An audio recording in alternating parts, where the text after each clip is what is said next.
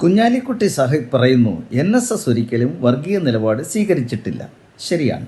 പണ്ട് മന്നവും ശങ്കരും കൂടെ ചേർന്ന് ഹിന്ദു മഹാമണ്ഡലം എന്ന് പറഞ്ഞിട്ട് ഒരു നായർ ഈഴവ ഐക്യം കൊണ്ടുവന്ന് ഹിന്ദുക്കളെ സംഘടിപ്പിക്കാനും ഒരുമിച്ച് നിർത്താനും ശ്രമിച്ചു. അതിനെ പിന്നീട് കേട്ടത് ശ്രീ മന്നത്ത് പത്മനാഭൻ അതിനെ പൊളിച്ച് കൈ കൊടുത്തു എന്നുള്ളതാണ്. ഇപ്പോഴിതാ നായർ ഈഴവ ഐക്യം വീണ്ടും വന്നു.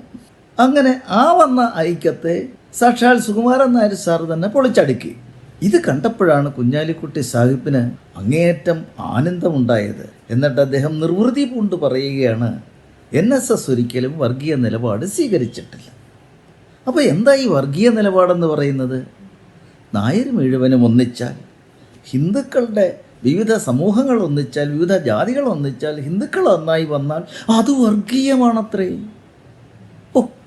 കുഞ്ഞാലിക്കുട്ടി സാഹിബിൻ്റെ കണ്ടുപിടുത്തം അപാരം തന്നെ. ഏതെങ്കിലും നല്ലൊരു ഡോക്ടറേറ്റ് ഡിഗ്രി അദ്ദേഹത്തിന് കൊടുക്കേണ്ടതാണ്. ഡോക്ടർ കുഞ്ഞാലിക്കുട്ടി സാഹിബ് എന്ന് തന്നെ കൊടുക്കണം. അപ്പോൾ ഒരു ചോദ്യം, ജമായത്തെ ഇസ്ലാമി, പോപ്പുലർ ഫ്രണ്ട്, അതേപോലെയുള്ള മുസ്ലിം വർഗീയ സംഘടനകളും അതുപോലെ മുസ്ലിം ലീഗ് പോലെ ഉള്ള രാഷ്ട്രീയ സംഘടനകളും എല്ലാം കൂടെ ചേർന്ന് അവരൊരുമിച്ചാൽ അത് വർഗീയ നിലപാടാവില്ല, അത് വർഗീയതയാവില്ല.